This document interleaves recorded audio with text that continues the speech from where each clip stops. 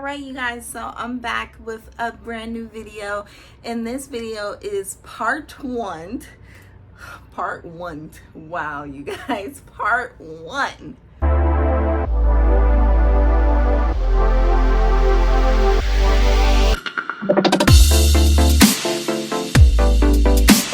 Hello, you guys, I'm back. It's Ellie here. Welcome to my playground of all things style, sewing, and vintage. Let's hop in. Part one of a series that I am starting. I have to definitely give a shout out to Virginia's daughter. She's here on YouTube. If you don't know her, check her out. I'll try to link her below, but she is a as she calls herself, a dressmaker who just retired and has went on this years-long journey of finishing her unfinished projects. So as I said in my last video, I'm coming up on a milestone birthday. I'm about to be 35, y'all. About to be in my mid-30s. But I embrace it. It's a blessing to have made it this far. So with that being said, I started sewing when I was like 22, like really real deal sewing, like 21, 22. So throughout the years, I have had different levels of sewing, different I guess frequencies of sewing. I used to sew a lot, and then I stopped, but I never really stopped. It's just been waves, you know. And lately I have been sewing a lot, and the reason why is because I noticed that at the age of 34, I have like a ton of unfinished projects. And these are not unfinished projects from like years and years ago, because keep in mind, if you watch my sewing journey video, I'll probably like link it somewhere above me or below me. You'll know that when I was making stuff, I was making it like day of, wearing it day of, or making it the day before I had to wear it. So there was no such thing as unfinished projects. But now that I'm a planner and I'm older and I want to do things the right way, that leaves room for a lot of unfinished projects, right? So that's why I'm trying to get in the groove of like, I'm making something for this specific day and it's got to get done. It's no, I'm just sewing this for my mate night. As cool as I think it is, I think that's just gonna set me up for even more unfinished projects. So I'm cool on it. So let's hop in. My unfinished projects are a bit unique because they're not only unfinished, they're just not started. Like, keep in mind, let's reverse all the way back to spring of 2021. Spring of 2021, I had the privilege, I'll call it, of taking a leave from work. I was able to take a leave because I had a lot going on. I'm at home just trying to make sure I could manage that with the pandemic, teaching and all that. So I was able to take a month off, and during that month I went on a like binge cutting kick. I was like, let me cut all of these patterns, because when I start back teaching, it's gonna get hard for me to like start sewing again. So let me just cut everything I could possibly want to make in the next 6 months. Bad idea. I still have all this stuff I cut. Yeah, it's still here, and it's February 2023. So don't do that. I mean, maybe it'll work for you, but for me, it's like I cut out all this stuff and then I kind of forgot about it because I was making other stuff that I wanted to make. And then when the season changed, it was like, you know, I cut it out in the spring, so most of it was spring stuff. Before you know it was fall, and then it was like, okay, well, next year. And then before you know it, it was like, okay, next year again. So this year, I'm like, no, this year. So what I'm going to do is show you some of my unfinished projects that are just cut out projects. That means they're ready to be sewed. The fabric is cut, the pattern is cut, they're in a bag, and they never got touched. So keep in mind, these were cut 2 years ago. So that's why it sucks, because it's like if your body changes, if your style changes, if your mindset changes, you cut these patterns out, you know. So it's like, just go ahead and make them, and then decide what you're going to do with them after. So before we hop into that, let me go ahead and get some of the stuff that I've already finished. I finished 2 projects, you guys, that I cut out in April of 2021. So let's check that out first. Okay, so the one thing I learned about finishing unfinished projects is that the hardest part is just getting started. Like, once I started these projects, I was finished in like a day, and I was like, why did I stop? Like, or why didn't I start? Because it literally took me a day, maybe a day and a half. And when I say a day, it wasn't like I was like, oh, I worked on this for 12 hours. It was like, okay, maybe like a period of 2 to 3 hours, and I was done. So before I get started with that, if you're wondering what I'm wearing, this is what I made last Black History Month, last February. And it is from, the fabric is from Joann's. The pattern is New Look Sit. This is, I can't show you. I'll have to show you a picture of it. But you've seen it before, definitely, because I have it on my Instagram, and I showed the picture on YouTube as well. So that's what I'm wearing right now. But the first shirt that I finished was this little cute shirt right here. I will include the pattern. I'll embed it in the video. I just don't have it on me right now. This is so adorable. I don't have it tied up, but when it's tied up, it is gathered at the waist, and it's so cute. It was so easy to make. I cut this out, you know, back in April, and I was like, oh, I'm gonna wear it, and I never did. So cute. So I wore this as one of my outfits on Valentine's Day. You should have seen that on Instagram. If you do not follow me on Instagram, go over to Instagram and look up Sallie and Sam Style, and you will find me and all of my pictures. And it's so cute.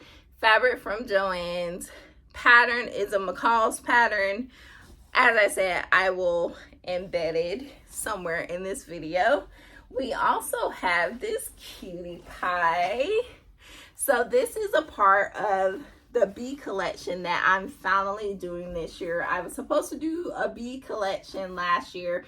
The bee collection will entail mates that are, sorry, that keeps flipping over.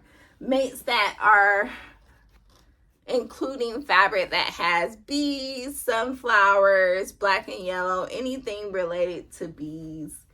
So this is my first make. It is so pretty. I wish the lighting was better, but I will definitely put some footage of it in the video so you can see it a little bit better. And I'm almost done with this dress. It's in progress, so don't judge. Like, it looks crazy right now, but this is the dress I've been working on that I mentioned when I made my buttons haul video, and it is a button down dress pattern. I will include the pattern in the video so you can see it, and it is coming out very cute. Yeah, so I've told myself I have to finish this tonight because I have been holding on to it for a while. And it's gotta get finished because I'll lose interest and it won't get done. All right, so let's hop into the the projects that are still in the bag, never made it out of the bag. So the thing about me is I hate cutting patterns because, as I have said before in many videos, especially my sewing journey video, that I'm not used to using patterns. So to cut patterns and then cut the pattern, you know, on the fabric, then it just takes too long. And that was the whole point of me binging cutting, because I hate doing it. So I'm trying to give me some ideas if you can help me find a medium between the two of like not cutting every single thing I could possibly make in my lifetime at the same time, and also not having to cut out, patterns mate by mate, because that's kind of annoying too. So I need middle ground, you guys. I need middle ground. So what I do is I cut the patterns, on the fabric, of course, and I put the pattern envelope with the instructions. I put the manila envelope that I use to store the pattern and the actual pattern pieces in one big Ziploc bag. So this is how I am able to organize my patterns. I can see what the pattern is. I can see the actual pattern pieces with the fabric. And once I'm done, I can put it back in this manila envelope and put it back in my organization system, which I'll probably make a video about soon. So this is Butterick 6852. It is a button-up shirt. If you can see, this is the It fabric that I use to make my sons. See, it's all coming out, you guys. This is the It fabric that I used to make my sons button up last Halloween, and I was going to try and make a matching one with him for myself, but I ran out of time. See, that's my problem, you guys. I made seasonal very seasonal holiday themed pieces, and if I don't, it's a good thing because it challenges me. Okay, that's gonna have to stay down there. It challenges me, but it's a bad thing because if I don't get finished in time, it gets booted on to the next year. Like this year I did my Valentine's Day dress. Luckily I was able to finish it in time. It's done, and I'm not just gonna wear it on Valentine's Day, but it is fitting for Valentine's Day because it's pink and red. But yeah, it's a problem, you guys. It's a problem. So next we have, and I just noticed I have these things backwards. I have them like organized seasonally, like from spring, summer, fall, winter. But it's backwards. So we started with fall first. We have McCall's 80/30. So let's see if I can take this out without taking everything else out with it.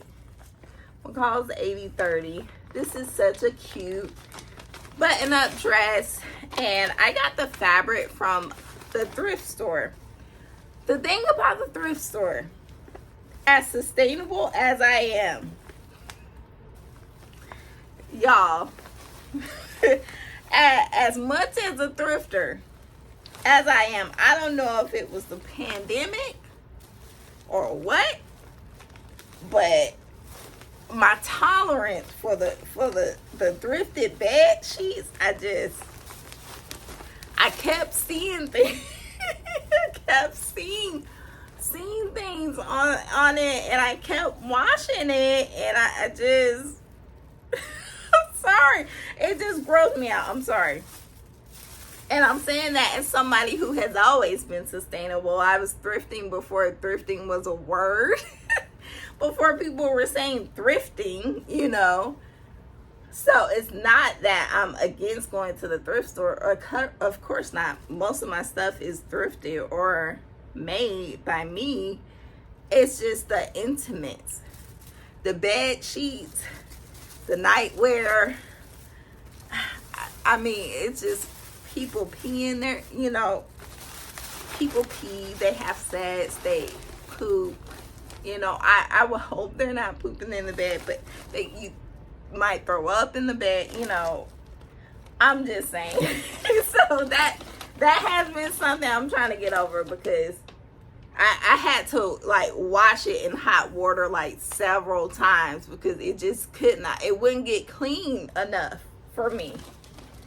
Like the clothes I'm fine with, it's just the sheets and the night where I'm just like, I don't know. Okay. So next we have, and I'll definitely be making the dress that I showed you for the springtime. I think it's beautiful. That fabric is pink and purple. So this is a shirt that I've made before. Hopefully I can post a picture of what that looked like. McCall's 8217. Gosh, this is gonna be a long video, you guys. I tend to talk a lot to you. Okay, and we have two different types of fabric. So not only did I cut, you know, one pattern, but I would say, oh, I want to make this in like 2 or 3 different fabrics. So yeah, so we have a 2-in-1 deal. Like, this is ridiculous. Like, this is, I should not be cutting anything out for the rest of the year, at least until the fall, because I have like enough spring stuff that's cut out to last me for the whole spring season. And I can't even get to this. I'm like, oh gosh, like this is all, I don't know what's up with this fabric, but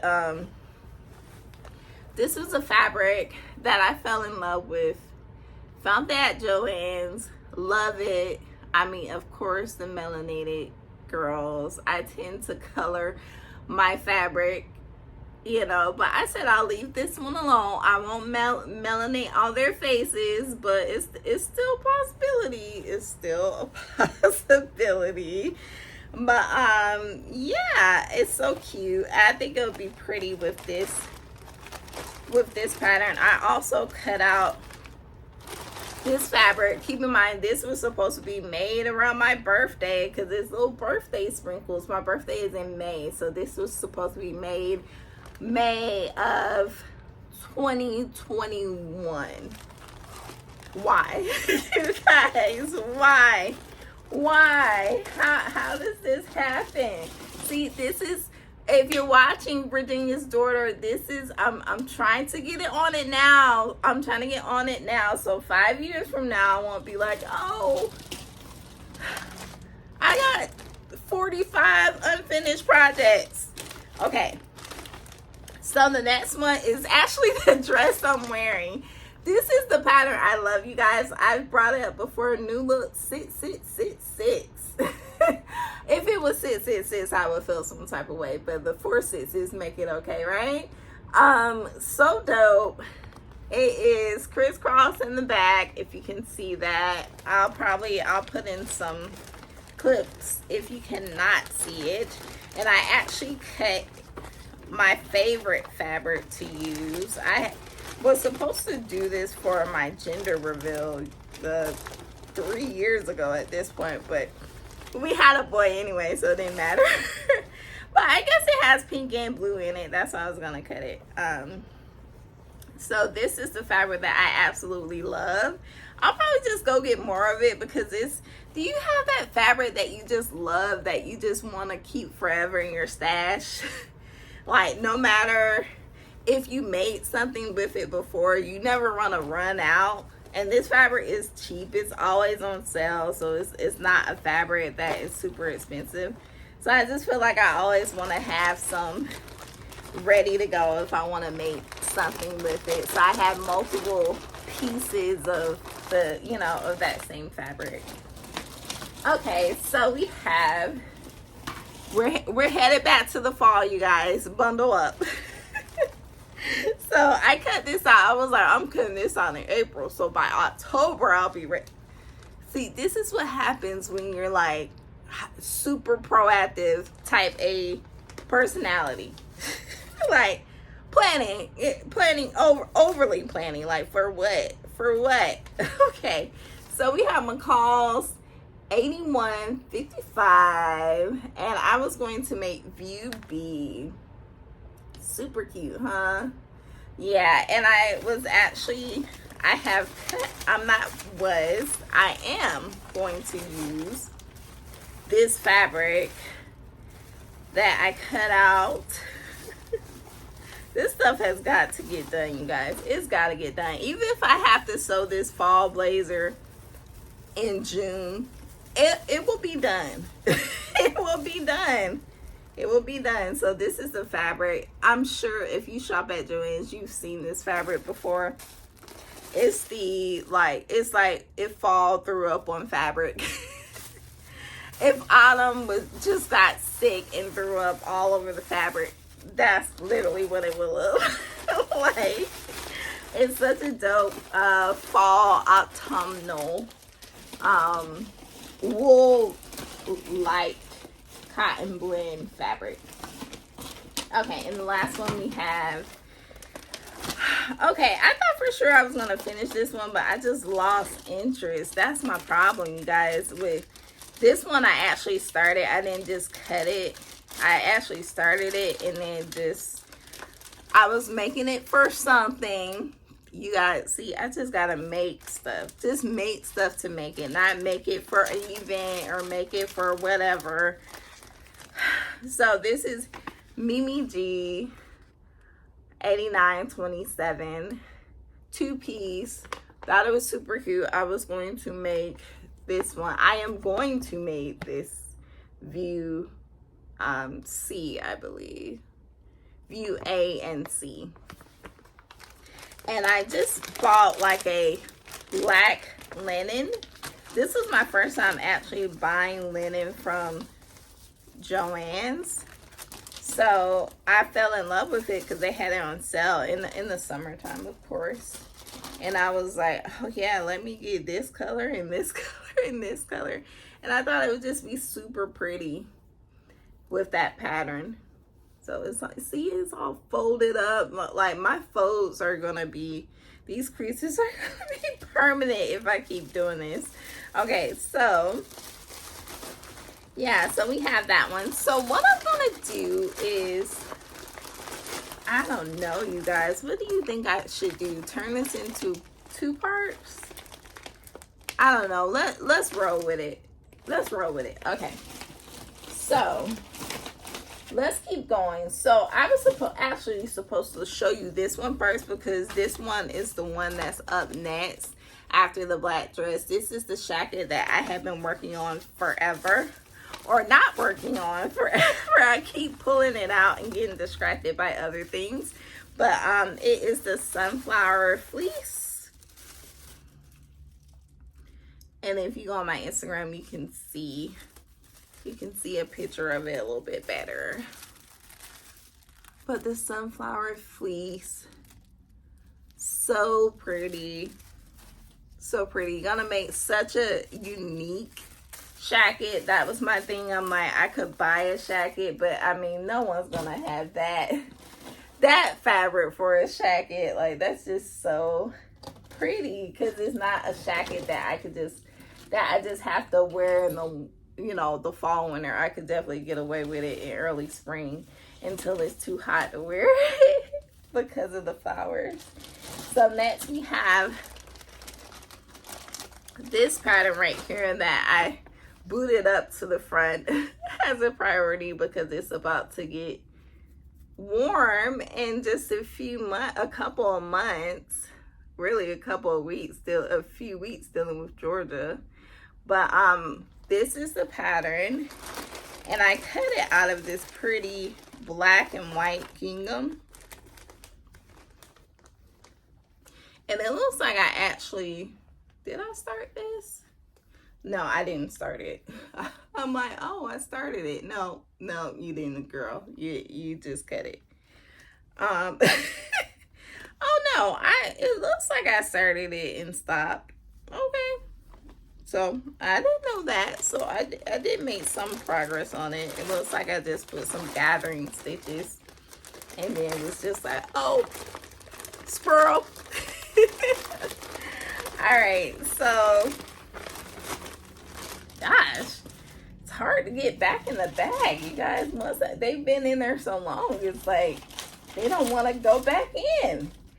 All right, and we have this little baby here. So when I did my button haul, I don't know if you guys will remember this, but I was talking about this shirt when I was discussing some of the buttons that I got. So this is a Simplicity 8882 Gertie vintage inspired pattern. The fabric is a pretty flamingo print. So cute. And I don't even want to tell you guys when I cut this out, because I actually cut this out. You know what? I don't even know. I know I cut it out before I cut all of these other patterns out. I'm sure it was within the same year. Maybe. Yeah. It had to have been within the same year, I think. Or the year before. So yeah, so gotta think of a creative title for this series, you guys. I don't know. Well, we gotta get this going though. So as I said in part 1, I'm coming up on a milestone birthday. I realized that I have like a ton of cut projects that were ready to be sewn that I just cut because I hate cutting and I binge cut them. So now I am transitioning onto the sewing part, and I'm challenging myself that I have to make at least 3 before I can start a new project. So I'm not just gonna say, oh, I gotta finish all of them before I can start something new. I try and make at least 3 and then I'll start something new. Make at least 3, start something new. So that way I'm getting them done, but I'm also giving myself like the extra newness, because my attention span is like all right, so let's hop in. So these are the last few unfinished projects I have. These projects were actually cut out last summer, so it was like between June and August when I cut these patterns out, so they're not too old. A few of the patterns that I showed you in the last video were cut out last summer too. I just didn't realize it. Most of them were spring of 2021, but some of them were last summer too. It's something about, you know, that newness of spring and, you know, thinking, oh, you know, the seasons are changing. Let me get prepared. And no. So I will not be doing that again. This time in spring, I will actually be sewing instead of cutting. So let's go on to this one. I actually cut it. I remember cutting it in the summer because my friend had a birthday and I was going to wear it to her birthday party, but ended up not. So this is Mimi G. I'll have to include the actual envelope number somewhere in the video. This is the counter number. She came out with this pattern last summer, I believe. It should be somewhere on here. Yep, last summer, and I fell in love with it. I said, this is so me, especially because it's long, so I can show off my height, you know, tall girl strengths, and it's actually has some back out, so that's my vibe as of late. I use this fabric that I got from Fine Fabric. I got it not too long before I got the pattern, so it had to be last year. And it's such a delicate fabric, so pretty. I'll probably attach a picture of it because it's just, it's a lot going on in this bag. Let's see if I can actually show you in live action how it looks. These pattern pieces are huge. So this is how it looks. Isn't that so pretty, you guys? Ooh. Woo. I mean, and it's reflective. It changes depending. This is actually, hold on. This is actually how it's gonna look. What I show you was the inside of it. Look at that. It has like a red iridescent finish. And that's the inside of it. Still pretty though. It's so gorgeous. Okay. I could just touch and look at fabric all day. Are you the type to? Like, I could literally like go shopping in my fabric and just touch it. I'm like, oh gosh. Okay. So next we have, I definitely cut this one out around the same time too last summer. We have McCall 7948. This is when I was on my gingham kick. If you go back to, let's see if I can link it. I'll link it above. If you go back to my fabric haul where I went to what I call like the thrift store of fabric stores. stores. It's called Fabric World, and it's like all this dead stock fabric. They had like all these random remnant pieces of gingham. So I have like all these different ginghams, but I can't make a whole dress with it. So I was trying to think of a dress where I could make, you know, with multiple ginghams, and that's why I chose this, because it is different layers. And I was gonna make but I was gonna put sleeves on it. I am going to put sleeves on it. Let me get it right. Let me get it right and tight, you guys. So we have green gingham. See that? It's a pretty mint. We have lilac, lavender, purple, whatever you would like to call it. So pretty. And we have a pretty pink. So if this is not Easter, I don't know what is. So I need to get to making this, because this needs to be done by April, so I could wear it on Easter, I guess. That's what will be happening. So this is definitely an older pattern that I cut in 2021. It is McCall's counter number. I'll have to attach. McCall's 8213. At first when I saw this, I thought nightgown, but the more I looked at it, I thought, okay, towel dress. Like I don't know if you guys remember those towel dresses that people had that was like made of oh my gosh, I'm drawing a blank. Made of the stuff that they made towels with. I can't even think of the name of it. I'll have to put it in here somewhere. But I thought of that. I'm like, oh, this is perfect for like I'm getting ready and putting on my makeup and stuff dress. So what I did was I pulled out this towel-like fabric. It reminds me of a towel. I can't think of the freaking name of the fabric. Trust me, I know it. I just can't think of the name of it. And what I did was went ahead and cut it out. See how it looks like a towel? That's why I held on to this fabric for years, you guys. I've had this fabric from Fine Fabrics for,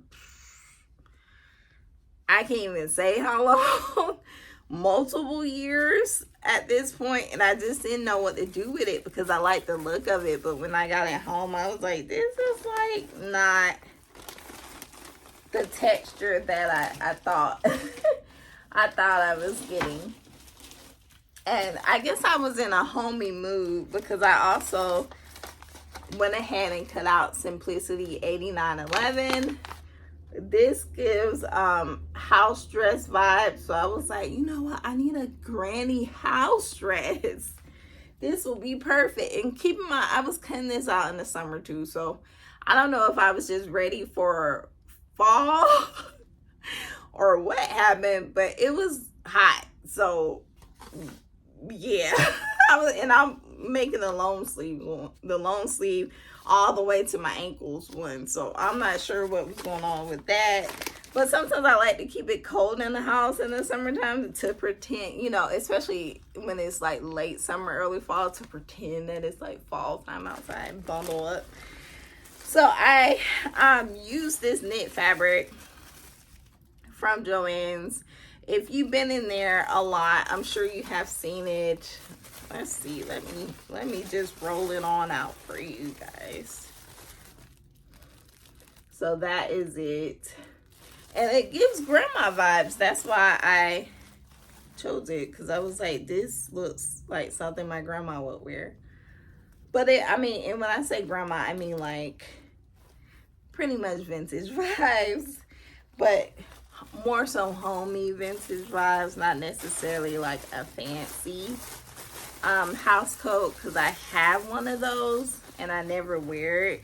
That's the thing about vintage, you guys. Like, even though I would say vintage is a big part of my style.